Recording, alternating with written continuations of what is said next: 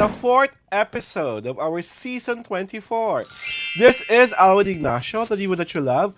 Together with me is my kumaring Ulcio Maldita. Hi, this is Alex Brosas. And you are watching the Kitty Show. Tarayan at Talakayan Showbiz Edition. Before we even talk about these beautiful ladies who had fun, karaoke, and super bonding time in the La Isla Bonita of Boracay, Mare, ang gustong malaman ng mga fan ng The Kitty Show, paano tumubo ang daddy mo? Ang tawag dito, Pakipaliwanag. Nagugulimahanan sila. Mas malala pa raw yan sa pag-iiyak ng mga senador. parang inflation. In-inflate. Charot! Oh my God, di ba? Ang kakaloka. Diba? Saan ka nakakita na may dibdib na? Ang buhok pa ngayon, very Pocahontas. Iba Iba hindi rin. pekabuhang buko Hindi pa Diba? buo. Natural yan Yes, hindi Diba? wig, hindi extension. Oh my Diba? God. Ito na nga. So, Mare, ang touring raw ngayon ng past ni John Lloyd Cruz na si Ellen Adarna at ang kanyang present girlfriend na si Isabel Santos, am I correct? Ay mag-BFF. Magandang development pa ito para sa mga babaeng para sa babaeng minsan ay minahal ni John Lloyd at sa babaeng ngayon ay mahal na mahal niya. Is this a good development? Bakit? Ay, hindi good development ito na mag-friend si Ellen na si Isabel? Bakit? Ay, ang taray. O ba nakakadupad nag-uusapan? Pag-usapan na lang tayo pagiging masamang ama ni Derek Ramsey. Ay, Diba? Dahil wala siyang time para sa anak niyang batang babae. Pero si John Lloyd, sa lahat ng mga important occasions sa buhay ni Elias, andon siya. alam mo kasi, tawag dito, si Ellen, ngayon niya na-realize na malaking kawalan sa kanya si John Lloyd. Okay. Paano mo nasabing malaking kawalan sa kanya si Lloyd? Kasi nga, di ba, ano niya ang tawag dito, na visualize niya na si John Lloyd ay responsable. Hindi lang nabivisualize, totoong responsable. Responsable talaga. Di ba? So, without her admitting it, she was a failure. Na, ay, di ba, bakit ka ba brinake? Di ba? Parang, Sa tingin mo, hindi pa nakaka-move on si Ellen? hindi, naka-move on na siya, obviously. Okay. Kasi nga, nagsasama-sama na sila ni, parang blended family na sila. Oo. Kasama yung jowa ni, di ba? Ni John Lloyd na Si si, Isabel. Isabel, di ba?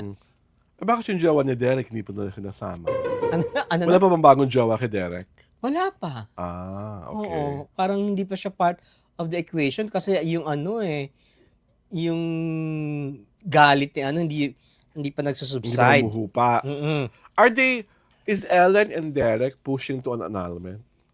Wala pang balita. Wala pang balita pero baka papunta na doon, di ba?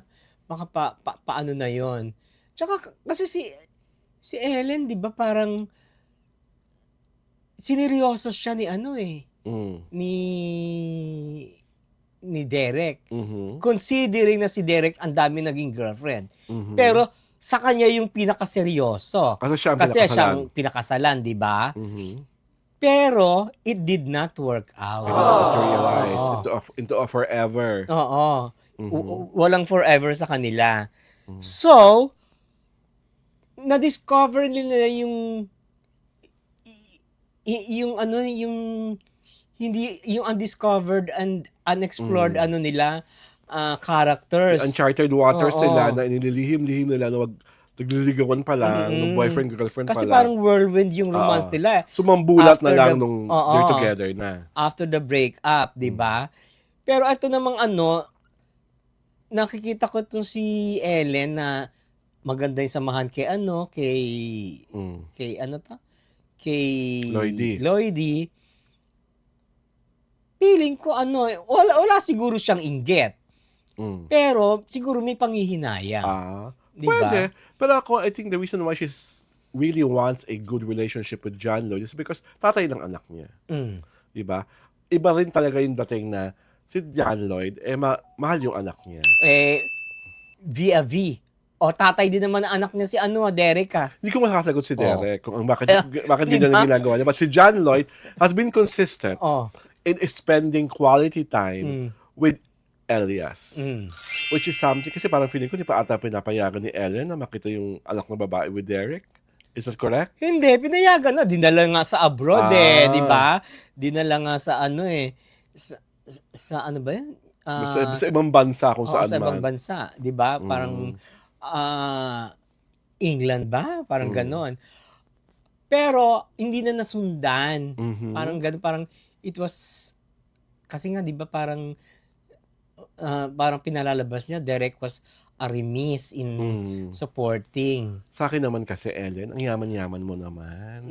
Ano mo naman kung na-remiss ng pag-support si Derek Ramsey? If you are that affluent, if you are that loaded, ba't pa pahabulin yung barya?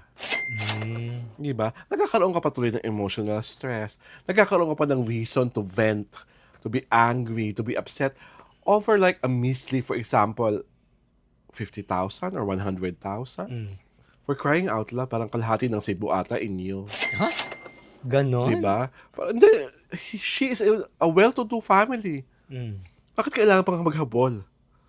Diba, kung ayaw magbigay ng lalaki, go! Walk out the door. Pumunta ka sa ibang planeta, hindi ko kailangan ng pera mo. Diba? Kasi pag ganyan ka na kayaman, ano ba yun? Para, hindi kasi pwede i-reason ng iba. Kasi obligasyon naman ni Derek, dapat niyang gawin. So, ibig mo sabihin, wala ding pride to si Ellen. Yes. Di ba? Kasi kung may pride siya, di ba, dapat, care, di ba? Kaya ko bahayan ang anak ko, diba? without a single centavo from you. Oo. Di ba? Diba kasi ang nangyayari, parang napaka-desperate nung move na mag-iingay ka sa social media, papalabasin mo walang kwentang ama si Derek, na hindi nagbibigay ng sustento. In the very first place, hindi siya magiging ama kung hindi ka umuo sa whirlwind romance niyo. Na syempre, hindi na natin pwedeng balikan. Diba? So, it's better for you to just enjoy your relationship with John Lloyd and Isabel, to just nurture your relationship with your daughter, and be more emotionally mature to accept all the inconsistencies of your sperm donor. Para wala nang ingay, wala nang gulo-gulo. At the end of the day, hindi mo naman talaga pwede itangging tatay siya ng anak mo. At syempre, pag lalaki rin yung batang babae, tatanungin, where's my daddy? Diba? Hindi naman to Korean drama. Sabi mo, patay na ang daddy mo. Aray ko? Ganun bang Korean drama? Diba? Nabuhay naman talaga. Oo.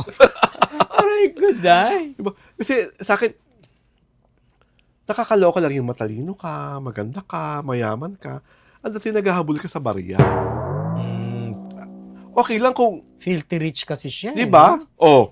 Diba? Ganun ka kayaman, tapos maghahabol ka sa barya-barya. Parang much ado about nothing. Oo. Charot! Diba? Totoo Diba? naman. Parang, parang big deal. Oo. Diba parang as if maghihirap ka pagka walang Pag wala yung sustento. Oo, diba? More reasons nga for you to have more solid grounds against the annulment eh. Mas marami kasi pabayang ama. Diba? So Ellen, enjoyin mo na lang yung friendship mo with John Lloyd. Ikaw, Mare, sa tingin mo, bakit ganun kabait si John Lloyd Cruz? Kasi ganun siya pinalaki ng ina niya. Okay. Pangalawa, kasi tawag dito yung pag-value ng fatherhood is mataas.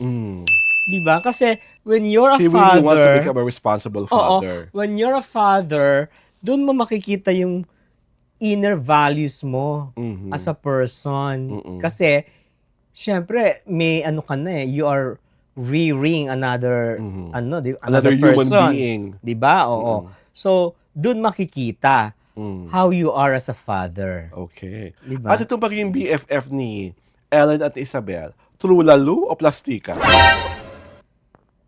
I think hindi naman plastic si si Isabel. So si Ellen plastic? Sino siya? Charot! Oh my God! Hindi ako plastic Charot! I love that answer! Aray ko. So Ellen, bukas po ang pintuan ng reality show para itanggi mo kung ikaw ay plastic o hindi plastic, kung ikaw ay bagay o hindi bagay. Aray Hindi ko. ba? Nakakayo na yan. Discarte mo na yan. Basta kami, happy kami that John Lloyd is developing a real relationship with his only son for now, Mm. na si Elias. Ito po si Alwin Ignacio, ang Diva That You Love. Kasama ko ang aking kumaring Ultra Maldita. Hi, this is Alex Pinapanood Brosas. niyo po ang The Kitty Show na walang kaplastikan.